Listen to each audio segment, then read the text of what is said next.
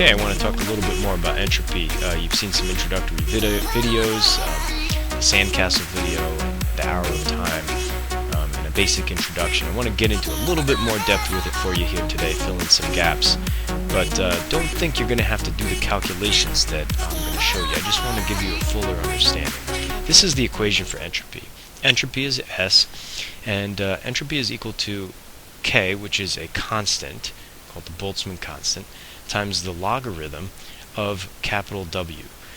Capital W is called the weight of the configuration, and it's a statistical measurement or variable. And so you can see here that because this is a constant, this is just a function, the log function, that entropy is really dependent on this statistical parameter here. Now let's get into a little bit of what W is. This is the equation for W right here from Wikipedia. W is equal to capital N exclamation point. Now that means factorial. Now that kind of a factorial is simply this. Let's say that n was 3, then n fac would be 3 times 2 times 1, or 6. Okay. If n was 4, then n fac would be 4 times 3 times 2 times 1, which is 24. Okay, so that's how factorials work. Now in this case, capital N is the total number of particles in the system. Remember the guy on the beach talking about the number of particles of sand. And then that's going to be divided by the product of the factorials of the populations of each energy state that is occupied in the system. Okay, so it's really about energy states. Let me show you what I mean here. I've set this up in a little spreadsheet, and W here, which is showing the answer 6, I've got the factorial equation in here that I just showed you. And right here I've got 3 different energy levels that are available to this system. Maybe this is an atom with electrons, and they can be at energy level 1, 2, or 3. And here's the particles. Now I have 3 particles in this system, and in this case I've put 1 particle in each energy level, or each energy state. And you can see that the weight of my configuration is 6. Now what this really is telling me is that there's 6 different ways that I can take 3 particles and put 1 in each energy level. For example, if I had particles and labeled them A, B, and C, then I could go A, B, and C, A, C, and B, and so on. And there's actually 6 ways for me to distribute them. Now, what if I change this configuration and make it like this? I'll put 0 in this state, 0 in this state, and I'll put all 3 in the first energy level. Let's see what happens to my W. It becomes 1. So there's only one way to put all 3 in the same energy level. That is, put all 3 in the same energy level. What if I put 0 in one energy level, and then 1 in another, and 2 in the last? What happens now? Well, it turns out there are 3 ways to do that. Okay. Now, since S equals K ln W, or K log W, we can see that the entropy will be highest in this case right here. And the next highest state, and entropy state, will be this, and the last will be this. All right.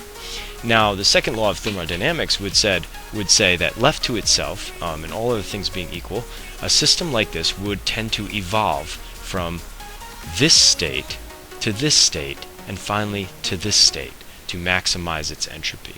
All right. Now you can see obviously things would get much more complicated if I had a lot of particles. Let's just see what would happen. Let's just step this up a little bit and make this 10, 10, and 10. And you can see that entropy W climbs very rapidly in a case like this. It goes through the roof pretty crazily. Now just imagine if this, instead of 10 particles here, we had Avogadro's number, so we were talking about a mole. Imagine what would happen to our W value. So this just gives you a picture of a couple of things. One is, what is W? It has to do with the number of ways you can arrange the particles and still get the same kind of shape to your energy distribution. All right, because what we're talking about is the distribution of particles among the energy states. Now, let's go back to this just for a second here. When I have one in each, this right here is called a macro state. That is, there's one particle in each of three energy states. But if I was to say something like it's particle A here, particle B here, and particle C here, that would be a microstate. That is, a particular particle is here, a particular particle is here, a particular particle is here.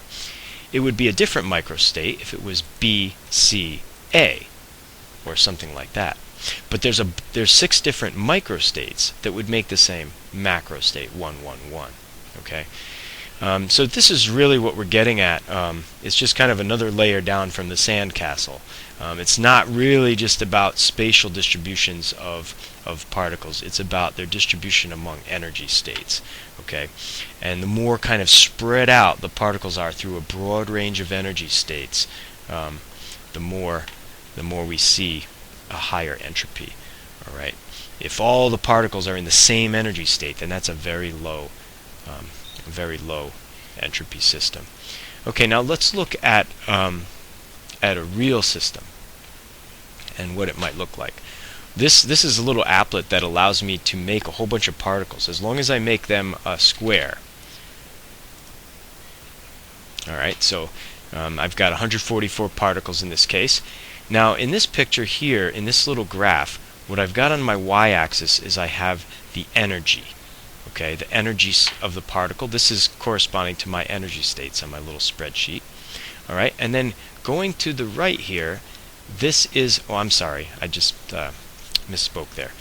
On the y-axis is the number of particles, and on the x-axis, in this case, is the energy state or the energy level. So it's kind of turned from what I showed in the spreadsheet.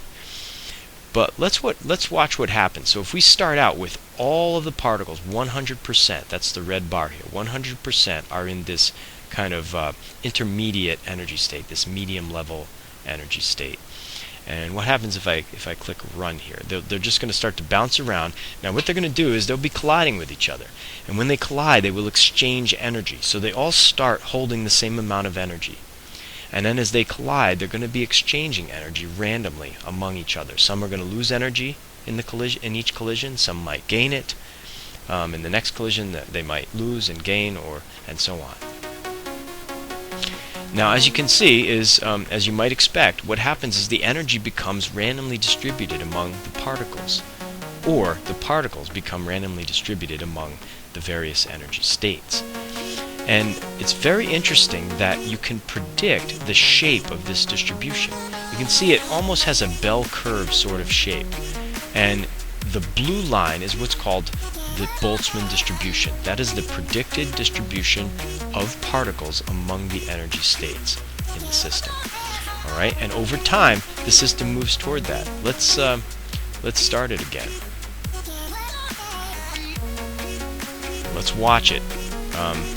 We're going to make it go a little bit slower so we can see what's happening here. See that? We go to a more random distribution of particles amongst the energy states instead of them all having the same energy state. That's entropy. And why does it happen? Simply because there are more ways to get this than there are to get this. Okay? There's only one way to get this. You got to put all 144 particles in the same exact energy state. Give them all the same exact energy. There's only one way to do that. However, if we get to this, there are a huge number of ways to set the system up like this, with this number of particles in this state, this number of particles in this state, this number of particles in this state, this number of particles in this state, and so on.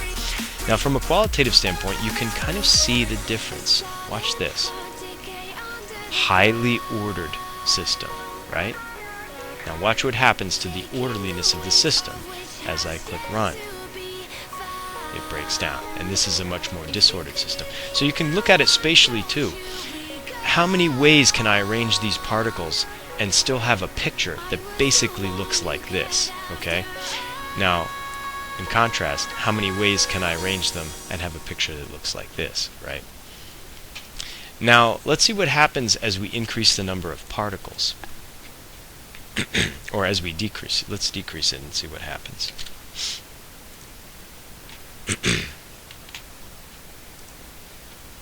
Now, one of the things you'll see with this is that it doesn't really ever attain to that blue line, which is kind of the goal of the system, is to reach that Boltzmann distribution.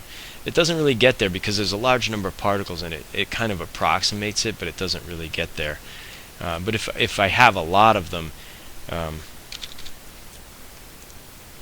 then what I get is a much smoother, nicer distribution. It approaches more closely to the ideal Boltzmann distribution. Alright. Now, as I showed you before, and this doesn't do the calculation of W for us, but as I raise the number of particles, entropy is actually going to be going up as I increase the number of particles. So if there are more particles in a system, entropy will go up because of W will go up, just like I showed you on the spreadsheet. Now let's see, the next thing I want to show you is kind of a general trend that we see in terms of entropy in a system. Now this chart shows two effects.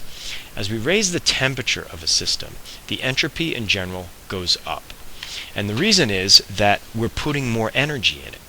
Now when you put more energy in a system, there are going to be more, the particles in the system can attain to higher and higher and higher energy levels. So basically there's more and more options. So it's just like adding energy to a system would be like if I go in here and I say, oh, I'm going to start adding more energy levels. Okay? And that's going to make more and more options available. So I can keep adding energy levels here, and I can, because if I've got more energy in the system, then particles can be at higher and higher energy levels as well as still being at the lower energy levels. So that enables me to have a much higher entropy. I've got more boxes, as it were, to put my particles in. So as the energy level goes up, the number of energy states possible goes up. Now, the weird thing on here, though, is if you look at these breaks right here, what those are is the phase transitions. That's the transition here between solid and liquid. There's a big jump in entropy. And then between liquid and gas, there's another big jump in entropy. And you can look at that real qualitatively and say, and spatially, you can say, okay, a solid is very orderly, that makes sense. And a liquid is less orderly, it's more random. That's true. And a gas is even less orderly, it's much more random. And that works. So the idea of increasing disorder with increasing entropy kind of works for this whole thing. In fact, as you raise the temperature, they're going faster, and you can picture that as being more disorder, okay, more randomness, more chaos, as it were. But if you want to look at it in terms of energy levels, or interpret it in terms of energy levels, like I was just doing earlier, you can look at it like this. There are fewer energy levels available to a solid because particles in a solid have less freedom of motion. Basically, all they can do is vibrate. So all they have available to them is vibrational energies. Okay? But in a liquid, they can vibrate and they can do other things too. They can rotate. They can stretch their bonds, maybe, if they are, say, a water molecule. Water molecules can bend and so forth. They can rotate, they can slide around, so they can have some kinetic energy of motion as well as just vibrational energy. So there's a lot of different options. There's more options for their motion, and so there's more energy levels available, a lot more energy levels available. Then when we go to the gas, now they basically have total freedom of motion. So there's a lot of ways for them to have energy. They can have energy of straight line motion. They can be vibrating, rotating, stretching bonds, bending, all sorts of things, all sorts of ways they can have different amounts of energy in a gas. And that's why we see this huge jump. It's about freedom of motion. Okay, and so this is a great graph to remember in terms of when we try to predict what's the energy change of a certain process. Here we can predict the energy change when we're raising the temperature, the entropy change when we're raising the temperature, and the entropy change as we change phases. From solid to liquid, entropy goes up, and from liquid to gas, entropy goes up. All right. And I mentioned the other entropy change you'll want to keep in mind is if you're increasing the number of particles, you're going to raise the entropy. Now that's particularly important in some chemical reactions. Here's a familiar example for you. This is hydrogen peroxide decomposing into water and oxygen, and you can see here we have 2 molecules decomposing into 3 molecules. So this would be one way we could increase the number of particles in a system, and we would expect W to go up because of that, because now we've got more particles to distribute among the energy levels, or among which to distribute the energy, if you want to say it that way. And we've got so we're going from 2 moles to 3 moles, for example. So increasing number of moles in a chemical reaction will mean greater entropy. Now there's even differences in entropy between particular molecules. For example, you could look at the entropy of an H2O2 molecule versus the entropy of an H2O molecule, and it's going to have to do with things like the bond strength and the shape of the molecule, the way that the bonds can bend, like how many different ways can it twist or bend, or how many different ways can you distribute energy around this molecule. So even different compounds will have different entropies. So the last thing I want to talk about with respect to entropy is the so-called second law of thermodynamics. And the second law says that basically the entropy of the universe tends to a maximum. Now in any particular process, the entropy of a system, a reaction system or an object or whatever, can either go up or down. And then it generally changes the entropy of its surroundings as well, however. And so if we look at the whole universe, the universe as a whole, in fact any isolated system, that is a system that can't exchange heat with its surroundings, if we look at the universe as a whole, then entropy always goes up in any spontaneous process, in any process that happens on its own. So this is how it's formulated here. The little d's are incremental changes. You can think of them as a little delta. So for any small change in entropy per small change in time, we've got a change in entropy of greater than or equal to 0 for the universe as a whole.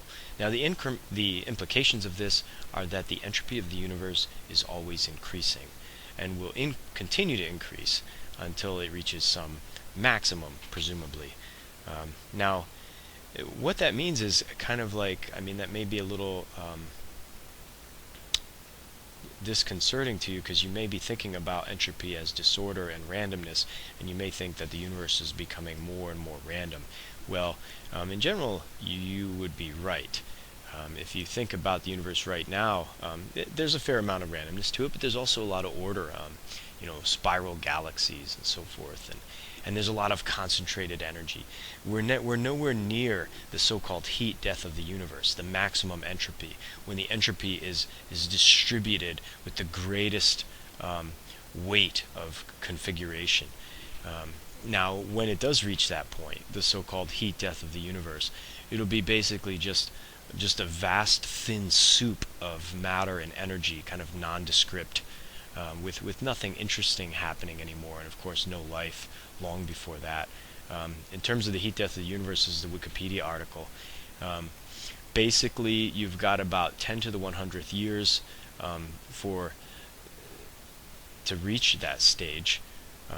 And it says after that time the universe enters the so-called dark era and is expected to consist chiefly of a dilute gas of photons and leptons.